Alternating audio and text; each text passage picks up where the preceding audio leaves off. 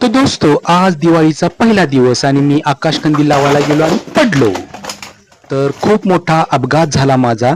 तर बघूया आपण मी कसा पडलो ते. मी इथं स्टूल घेतले होते आणि आकाशकंदील व्यवस्थित दोऱ्यानं बांधत होतो.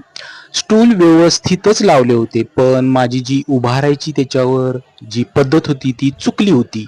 मी स्टूलावर बरोबर सेंटरमध्ये पाय ठेवायला पाहिजे होतं. खरं मी काय झालं होतं, 4 पाय असतात की नाही त्याच्या एका कोपऱ्यात पाय ठेवला आणि घसरून खाली पडलो.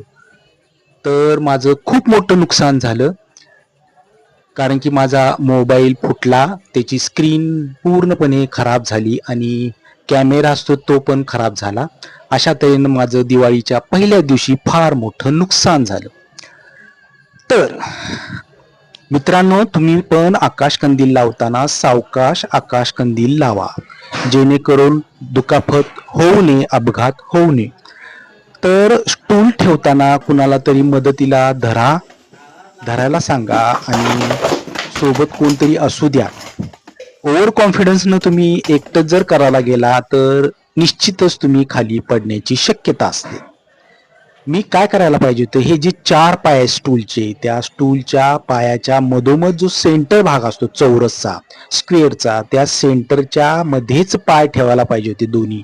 मी तसं केलं नाही. मी लाल स्टूलवर एक पाय ठेवला आणि दुसरा एका स्टूलाच्या कोपऱ्यावर पाय ठेवला आणि माझा बिघडला. बॅलन्स बिघडल्यामुळे स्टूल कलंडला. तो पण कलंडला आणि हा पण कलंडला आणि मी जोरात खाली पडलो. तरी पण मी सावरलो, सावध झालो आणि पकडून धरलं सगळ्या गोष्टी. पण माझा मोबाईल डॅमेज झाला. हे सीसीटीव्ही मध्ये सगळं मी बघितलं की कसं कसं आपण पडलो ते. आणि सीसीटीव्ही मध्ये बघितल्यानंतर ना आपल्याला कळालं की आपलं फार मोठं नुकसान झालंय ओव्हर कॉन्फिडन्समुळे. तर मित्रांनो, तुम्ही काळजी घ्या, असे अपघात होऊ नये याची दक्षता बाळगा. कारण की एकदा लागलं, एकदा दुखापत झाली की काही करता येत नाही. हे थोडक्यात वाचलं म्हणून. आणि माझ्या खिशामध्ये कात्री होती, ती जर माझ्या पोटात घुसली असती तर खूप मोठा अनर्थ टळला असता. पण तुम्ही माझ्यावर भरभरून प्रेम करता, त्यामुळे मी वाचलो.